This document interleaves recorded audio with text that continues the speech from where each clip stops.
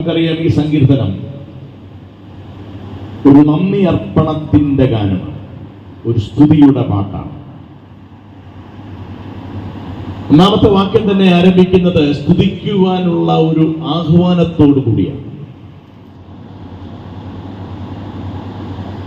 സ്തുതിക്കാൻ ആഹ്വാനം ചെയ്യുന്നതിന് രണ്ട് കാരണങ്ങൾ അവിടെ കൊണ്ടുവരികയാണ്. സത്യം രണ്ടല്ല. ആ വാക്യം നിങ്ങൾ എടുത്താൽ ഏകദേശം 28 കാരണങ്ങൾ ഈ സങ്കീർത്തനത്തിൽ മാത്രമാണ്. അതിനെ ഒന്ന് വിഭജിച്ചാൽ 28,000 അല്ല, 2.8 ലക്ഷമല്ല, അതുപോലെ നമുക്ക് വ്യാപിപ്പിക്കാവുന്ന വിശദീകരണങ്ങൾ അവിടെയുണ്ട്. ഈ സങ്കീർത്തനത്തിൽ ആവർത്തിച്ചു വരുന്നൊരു പ്രയോഗം, അതാണ് ഇതിന്റെ ഏറ്റവും പ്രധാനപ്പെട്ട ഒരു തലവാചകം. നിങ്ങളെല്ലാം ഏറ്റുപാടിയ അവന്റെ, എല്ലാവരും ഒന്ന് പറഞ്ഞേ, അവന്റെ ദയ എന്നേക്കുമുള്ള.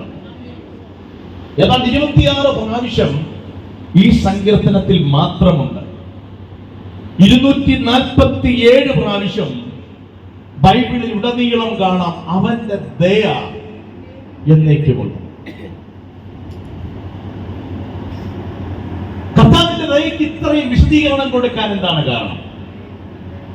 ദൈവത്തിന്റെ ദയയുടെ ശക്തി ഇത്രയ്ക്ക് വലുതാണോ? സങ്കീർത്തനക്കാരൻ ഒരൊറ്റ കാരണമാണ് പറയുന്നത്, അവന്റെ ദയ എന്നേക്കുമുള്ളത്. അവന്റെ ദയ. ഞാൻ ആ ഭാഗം ഒന്ന് ധ്യാനിച്ചു. അവന്റെ ദയ എന്ന് പറയാൻ അവൻ എന്താണ് ക്വാളിറ്റി? ഈ സങ്കീർത്തനം ദൈവത്തിന്റെ ദയയെ കുറിച്ച് ഓർക്കുവാൻ പറയുമ്പോൾ ആ ദൈവത്തെ കുറിച്ചും പറയാൻ മടിക്കുന്നില്ല. എന്തുകൊണ്ടാണ് അവന്റെ ദയ ഇത്രയും ഉന്നതം? അവിടെ പറയുന്ന കാരണങ്ങളിൽ അക്കമിട്ട് പറയാം. ഒന്നാമത്തത്, 1-ാം വാക്യത്തിൽ തന്നെ ഒന്ന് വായിച്ചാട്ടെ. യഹോവയ്ക്ക് സ്തോത്രം ചെയ്യുവിൻ. ഒന്ന്, അവന്റെ ദയ ശ്രേഷ്ഠമാകാൻ കാരണം അവൻ നല്ലവനായ ദൈവമാണ്. ദൈവം എനിക്ക് നല്ലവനായിരുന്നു എന്ന് പറയുന്നവരുടെ കരവും ഉയരട്ടെ. സങ്കീർത്തനക്കാരൻ പറയുന്നു അവന്റെ ദയ ഏറ്റവും ശ്രേഷ്ഠമാകാൻ കാരണം അവൻ നമ്മുടെ നന്മ മാത്രം ആഗ്രഹിക്കുന്നവനാണ്. അവൻ നല്ലവനല്ലോ. വിശദീകരിക്കാൻ ഒരുപാട്. രണ്ടാമത്തത്, അതേ സങ്കീർത്തനത്തിൽ വായിക്കുന്നു, ദൈവാദി ദൈവത്തിന് സ്തോത്രം ചെയ്യുവിൻ. രണ്ടാമത്തത്, ദൈവത്തിന്റെ ദയ ഏറ്റവും ശക്തമാകാൻ കാരണം അവിടുന്ന് ആരാണ്? എല്ലാവരും ഒന്ന് പറഞ്ഞേ, ദൈവാദി ദൈവം. എന്താണ് ദൈവാദി ദൈവം എന്ന് പറയാൻ കാരണം? തൊട്ട് മുമ്പിലത്തെ സങ്കീർത്തനമായ 135-ാം സങ്കീർത്തനത്തിന്റെ 15 മുതലുള്ള വാക്യം വായിച്ചാൽ ദൈവങ്ങളെ കുറിച്ച് അവിടെ കാണാം. ഒരാൾ വായിച്ചേ പെട്ടെന്ന്. ജാതികളുടെ വിഗ്രഹങ്ങൾ പൊന്നും വെള്ളിയും, അവയ്ക്ക് വായുണ്ട് സംസാരിക്കുന്നില്ല, കണ്ണുണ്ട് കാണുന്നില്ല, ചെവിയുണ്ട് കേൾക്കുന്നില്ല, മൂക്കുണ്ട് മണക്കുന്നില്ല. നമുക്കറിയാം ഈ വാക്യം. ഈ വിശേഷതകളാണ് ഭൂമിയിലെ ദൈവങ്ങൾക്കുള്ളത്. അങ്ങനെ എത്ര ദൈവമുണ്ട്? 33 കോടി ദൈവം എന്ന് പറയാറില്ലേ?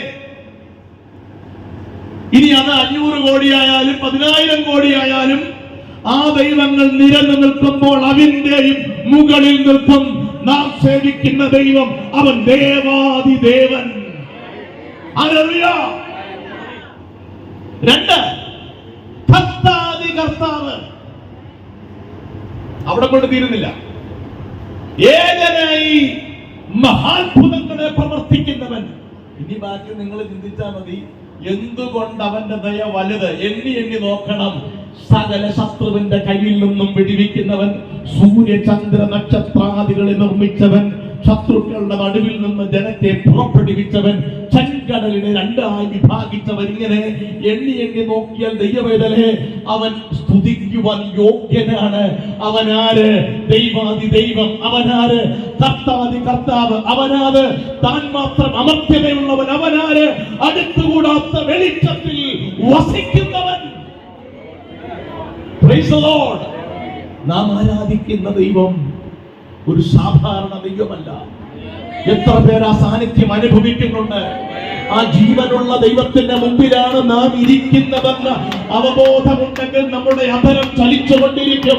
പണ്ട് ഊപവിഗ്രഹങ്ങളുടെ മുമ്പിൽ ആളുകൾ വന്ന് ഉരുളുന്നു, മയങ്ങുന്നു, കയ്യടിക്കുന്നു, വെടിപൊട്ടിക്കുന്നു. എന്നാൽ നിന്നെ സെൻസ് ചെയ്യാൻ കഴിയുന്ന ദൈവത്തിന്റെ മുമ്പിൽ നന്ദി അർപ്പണത്തോടെ ദൈവത്തെ സ്തുതിക്കാൻ നമുക്ക് കഴിയുമോ? അവന്റെ ദയ എന്നേക്കുമുള്ളത്. ഒരൊറ്റ പദം പറഞ്ഞിട്ട് ഞാൻ ഇരിക്കാം. ദൈവത്തിന്റെ ദയയുടെ ശക്തി എന്തെന്നറിയണമെങ്കിൽ ഭൂമിയിലെ ഒരു മനുഷ്യന്റെ ദയയുടെ ശക്തി എന്താണെന്നറിയണം. 2 ശമൂവേലിന്റെ പുസ്തകം 9-ാം അധ്യായം 1-ാം വാക്യം എടുക്കണ്ട.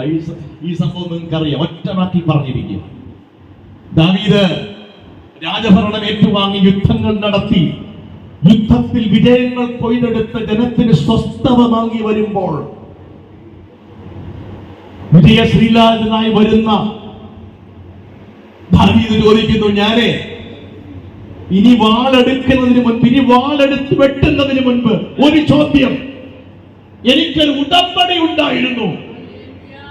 എന്റെ മാംസത്തോട് മാംസമായ എന്റെ പ്രാണസ്നേഹിതനായ യോനാഥാൻ നിമിത്തം എനിക്ക് ശൗലിന്റെ ഗ്രഹത്തോട് ദയ കാണിക്കണം.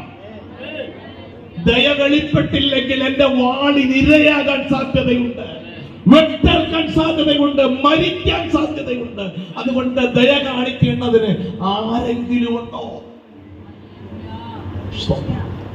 ചോദ്യത്തിന്റെ മുമ്പിൽ ഒരു ഉത്തരം വന്നു. അതെ, കുടുംബത്തിൽ ഒരുവനുണ്ട്. അവന്റെ പേര് മെഫീബോശെത്ത് എന്നാണ്. 2 കാലും മുടന്തനായിട്ടൊരുവൻ. അവൻ സ്വയം പറയുന്നത് ഞാനൊരു ചത്ത നായെ പോലെയാണ്. ചത്ത നായെ പോലുള്ള ഒരാളെ ചുമ്മാതൊന്ന് ആട്ടിയാൽ മതി പോകും. രാജാവ് ചോദിച്ചു, ആളവിടെ നിൽക്കട്ടെ, പക്ഷെ എനിക്ക് ദയ കാണിക്കണം. അവന്റെ പൊസിഷൻ ഒന്നും നോക്കണ്ട, റിലേഷൻ നോക്കിയാൽ മതി. ശൗലിന്റെ ഗ്രഹത്തിൽ അവൻ റിലേറ്റഡ് ആണെങ്കിൽ ഞാൻ ദയ കാണിച്ചാൽ അവൻ എത്ര നീചനായാലും അവന് മരണത്തിൽ നിന്ന് വിമോചനം കൊടുക്കാൻ ഞാൻ തയ്യാറാണ്. അവന് പറഞ്ഞു, ഒരുവനുണ്ട്, അവന്റെ 2 കാലും മുടന്തന. നിങ്ങൾക്കറിയാം, അന്ന് മുടന്തൻ എന്ന് കേട്ടാലേ ദാവീദിന് അറപ്പ് അപ്പോഴേ വെട്ടും. പക്ഷേ ഉടമ്പടി പറഞ്ഞു പോയി. എന്താ? എനിക്ക് ദയ കാണിക്കണം. അവൻ ദയ എന്നൊരു വാക്ക് വെളിപ്പെട്ടപ്പോൾ മെഫീബോശെത്തിനെ വിളിച്ചിട്ട് പറഞ്ഞു, പോലെ നീങ്ങി പോരെ, നിന്റെ മുടന്ത് ബാധകമല്ല. ഇന്നു മുതൽ നിന്റെ മേൽവിലാസം മാറാൻ പോവുക, നിന്റെ ഇരിപ്പിടം മാറാൻ പോവുക. നീ ഇനി ഇരിക്കാൻ പോകുന്നത് എന്നോടൊപ്പം എന്റെ ഭവനത്തിലാ. നീ കഴിക്കാൻ പോകുന്നത് എന്നോടൊപ്പം തീന്മേശയിലാ. ഇനി നിന്റെ മുടന്ത് കാണില്ല. നീ മേശയുടെ സൈഡിൽ ഇരിക്കുമ്പോൾ നിന്റെ മുടന്ത് മറയപ്പെടാൻ പോവുക. നിനക്ക് നഷ്ടപ്പെട്ട ദാനങ്ങൾ നിന്റെ കരങ്ങളിൽ വെളിപ്പെടാൻ പോവുക. ഇന്ന് പകൽ പറയുന്നു, ദയ വെളിപ്പെട്ടാൽ നിന്റെ അവസ്ഥകൾക്ക് മാറ്റം വരും. ദയ വെളിപ്പെട്ടാൽ നിന്റെ നിലവാരങ്ങൾ മാറും. ദയ വെളിപ്പെട്ടാൽ ദൈവ കൃപ വെളിപ്പെടും. കരമൊന്നടിച്ച് ദൈവത്തിന് മഹത്വം കൊടുക്കുക. ഇന്ന് ഈ ചെയറിലിരിക്കാൻ കാരണം അവന്റെ ദയ നിന്നോട് കൂടെ ഇരുന്നുകൊണ്ട്. മരണത്തിന്റെ പാശം നിന്നെ കെട്ടി മുറുകിയ സമയമുണ്ടായിരുന്നു, അപകടങ്ങളിലൂടെ, രോഗബന്ധനങ്ങളിലൂടെ. പക്ഷെ അവന്റെ ദയ നിന്നോട് കൂടെ ഇരുന്നില്ലേ? കണ്ണുകളടയ്ക്കാം, എല്ലാവർക്കും പ്രാർത്ഥിക്കാം. ഒരു രാജാവ് ദയ കാണിച്ചപ്പോൾ ഒരു ചത്ത നായെ പോലെയുള്ളവന്റെ അവസ്ഥയ്ക്ക് മാറ്റം വന്നെങ്കിൽ സൃഷ്ടാവാം ദൈവം നിന്നോട് ദയ കാണിച്ചാൽ, നിനക്ക് വേണ്ടി പ്രാണൻ തന്ന എന്റെ യേശു കർത്താവ് നിന്നോട് കരുണ കാണിച്ചാൽ, ഏകനായി മഹാത്ഭുതങ്ങളെ പ്രവർത്തിപ്പാൻ കഴിയുന്നവൻ നിന്നോട് ദയ കാണിച്ചാൽ, ഇന്ന് പകൽ നിനക്ക് അത്ഭുതം വെളിപ്പെടും. ഇന്ന് പകൽ നിന്റെ രോഗബന്ധന വഴിയൊന്ന് ഇവിടെ സൃഷ്ടാവ് എഴുന്നള്ളി വന്നിരിക്കുക. ചെങ്കടൽ വിഭാഗിച്ചവൻ ഇന്ന് പകൽ നിന്റെ നടുവിൽ വന്നിട്ടുണ്ട്. നിന്റെ പ്രതികൂലങ്ങളെ കുറിച്ചു മാറ്റി നിന്നെ അക്കരെ കടത്താൻ സ്വർഗീയ കർത്താവ് നന്ദി പറയുന്നു. ഈ സങ്കീർത്തനത്തിലൂടെ ഇടപെട്ട വാക്കുകൾക്ക്